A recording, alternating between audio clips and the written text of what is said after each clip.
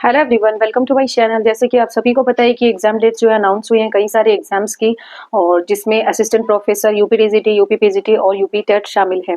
Assistant professor का जो exam है वो अप्रैल में होने वाला है। यूपी पीजीटी का जो एग्जाम है वो टीजीटी से पहले होगा, जो कि मई में होगा, और टीजीटी का जो एग्जाम है वो जून में होगा, और यूपी टेट का जो एग्जाम है वो जुलाई में होगा। तो लगातार 4 महीनों तक की जो एग्जाम डेट जो है आयोग ने घोषित कर दी है। और जब तक कि आप सभी लोग पहले भी सोच रहे थे कि एग्जाम जो है अप्रैल में हो जाएगा, मार्च अप्रैल तक हो जाएगा यूपी टीजीटी पीजीटी का, तो अभी क्लियर हो गया है कि किसका एग्जाम कब होने वाला है। यूपी एल्टीग्रेड हो चुका है। अभी सब किस किस एग्जाम की प्रिपरेशन कर रहे हैं, हमारे पास 4 से 5 एग्जाम लाइंड अप हैं।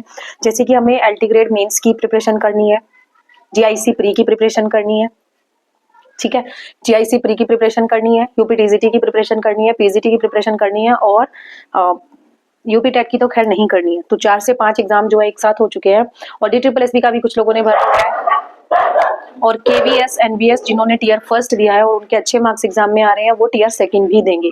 तो बहुत सारे एग्जाम्स इस ईयर यानी 2026 जो है एग्जाम का ईयर होने वाला है सभी के लिए। अब आप सभी लोग ये पूछ रहे हैं कमेंट में कि किसकी प्रिपरेशन पहले करें, किसकी बाद में करें, किस पर ज्यादा फोकस करें, या सबकी प्रिपरेशन एक साथ कर सकते हैं तो कैसे करें। ठीक है ना फ्रेंड्स, आप सभी लोग बोल रहे थे कि किसी एक एग्जाम पर फोकस किया जाए या सभी एग्जाम्स की प्रिपरेशन एक साथ की जा सकती है। तो अगर मैं आप लोगों को बताऊं कि टीजीटी पीजीटी जो कि 2022 से एग्जाम जो है चल रहा है, मींस फॉर्म डाले जा चुके हैं, तो 2022 से ही हम इसकी प्रिपरेशन जो है कर रहे हैं। 4 साल हो चुके हैं। 2026 में अगर एग्जाम होगा तो पूरे 4 साल बाद एग्जाम होगा, और 3.5 साल लगभग हो चुके हैं इसकी प्रिपरेशन करते हुए। तो इसमें ओनली सिलेबस लगभग सभी का कंप्लीट है, सबने इसका पूरा पढ़ा हुआ है, क्योंकि पहले भी एग्जाम डेट्स आकर जो है पोस्टपोन हुई हैं। तो इसमें हमें ओनली रिवीजन की जरूरत है, प्रैक्टिस और रिवीजन की जरूरत है। सिलेबस तो ऑलरेडी कंप्लीटेड है, ठीक है। तो इसको अगर एक साइड रखा जाए, बाकी एग्जाम्स कौन से हैं हमारे पास, अभी हमारी सबसे फर्स्ट प्रायोरिटी क्या होनी चाहिए, हमारी फर्स्ट प्रायोरिटी होनी चाहिए एल्टीग्रेड मेंस, जो कि पहले होगा, इनसे पहले होगा। और इसकी प्रिपरेशन ऐसा नहीं है कि हम बहुत ही कम टाइम में कर पाएंगे, क्योंकि सिलेबस भले ही हमारा कंप्लीटेड हो, लेकिन उसकी रिटन प्रैक्टिस करना, उसका टाइम मैनेजमेंट करना बहुत ज्यादा जरूरी है। और सबसे बड़ी बात है कि मेंस में जिस तरीके के क्वेश्चंस आते हैं, जिस तरीके से आंसर्स लिखे जाते हैं, प्लेन शीट पर आंसर्स लिखे जाते हैं, तो उसकी प्रैक्टिस करना भी बहुत ज्यादा जरूरी होता है। और टाइम को मैनेज करना कि कितने टाइम में हमें किस क्वेश्चन का आंसर हमें इतने टाइम की लिमिट में देना ही देना है। तो सबसे पहली प्रायोरिटी, फर्स्ट प्रायोरिटी होनी चाहिए एल्टीग्रेड मेंस, ठीक है। साथ ही साथ जीआईसी प्री की प्रिपरेशन की जा सकती है, क्योंकि एल्टीग्रेड और जीआईसी का जो सिलेबस है लगभग सेम है। जीआईसी में इतने सारे राइटर्स नहीं है। चेंज ये रहेगा कि जो एल्टीग्रेड के राइटर्स थे उनके जो वर्क्स थे वो स्पेसिफिक थे, कि एक जो राइटर है उनका यही वर्क ओनली पूछा जाएगा। जीआईसी लेक्चरर में क्या है, उसमें ओनली राइटर्स दिए गए हैं, और आपको वहां पर किसी भी वर्क से, किसी भी बायोग्राफी से, कहीं से भी क्वेश्चंस पूछे जा सकते हैं। तो डिफरेंस ये है, बट राइटर्स सेम है, ठीक है। मोस्टली राइटर्स जो है सेम रहेंगे। ग्रामर सेम रहता है, ठीक है, ग्रामर सेम रहता है, वो कैब सेम रहता है, यूपी टीजीटी पीजीटी में भी, जीआईसी में भी, और एल्टीग्रेड में भी वो कैब और ग्रामर आपको सेम ही मिलेगा पूरा। तो लगभग 50 to 60-70% सिलेबस आपका सेम रहेगा। तो आप प्रिपरेशन कर सकते हैं। एल्टीग्रेड मेंस की प्रिपरेशन के साथ साथ जीआईसी प्री की प्रिपरेशन साथ ही साथ की जा सकती है। और टीजीटी पीजीटी का आप थोड़ा बहुत रिवीजन धीरे धीरे करके स्टार्ट कर सकते हैं। जैसे उस चीज को पहले कंप्लीट करना चाहिए जो कि उस 70% पार्ट में आता है, जो सब में कॉमन रहने वाला है। तो कॉमन जो सब्जेक्ट्स रहेंगे, कॉमन जो टॉपिक्स रहेंगे, उनको पहले प्रिपेयर किया जाए। जैसे टीजीटी पीजीटी की जो ग्रामर है वही आपकी जीआईसी में भी पूछी जाएगी, और वही आपकी दूसरे एग्जाम्स में भी पूछी जाती है, ठीक है। तो टीजीटी पीजीटी और जीआईसी, एल्टीग्रेड में तो ग्रामर वहां पर नहीं आएगी, खैर वहां पर रिटन क्वेश्चंस पूछे जाएंगे, तो वो ग्रामर से नहीं हो सकते। ग्रामर से रिटन क्वेश्चन कर पाना पॉसिबल ही नहीं होता है। वहां पर ओनली आ सकता है, अगर तो आएगा लेटर राइटिंग आ सकता है, ऐसे राइटिंग आ सकता है, डायलॉग राइटिंग आ सकता है, वहां से राइटिंग से क्वेश्चन आ सकते हैं, बट ग्रामर से थोड़ा सा मुश्किल लग रहा है कि क्वेश्चंस आएंगे। तो सबसे पहली चीज है, फर्स्ट प्रायोरिटी एल्टीग्रेड मेंस की रखिएगा। उसके बाद आप टीजीटी पीजीटी और जीआईसी की प्रिपरेशन कीजिएगा, ठीक है।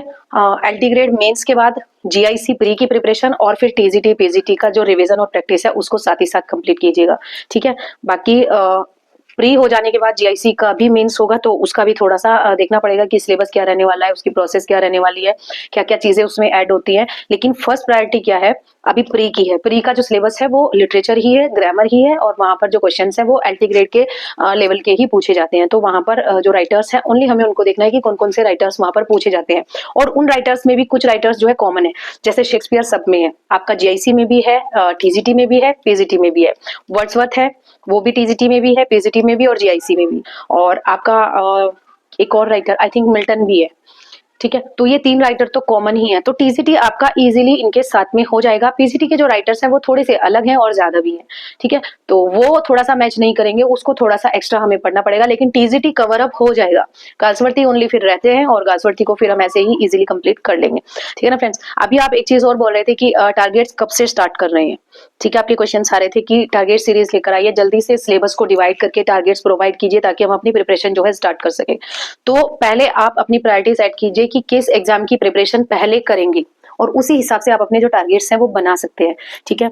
मेरा जो मेन फोकस है वो अभी एलटी ग्रेड मेंस पर रहने वाला है, इसीलिए मेरे टारगेट शायद आपके साथ मैच ना हो, और देखते हैं कि आगे किस तरीके की क्या क्या प्रोसेस रहने वाली है और क्या क्या हम करने वाले हैं। जैसे ही कुछ क्लियर होता है उसके बाद आप लोगों के साथ शेयर किया जाएगा कि टारगेट्स कब से स्टार्ट कर रहे हैं और किस किस एग्जाम के लिए स्टार्ट कर रहे हैं।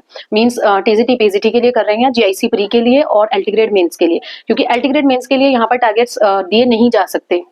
उसके लिए तो खुद से ही आपको सब्जेक्ट मैटर जो है पढ़ना पड़ेगा और रीडिंग प्रैक्टिस आपको करनी पड़ेगी, ठीक है।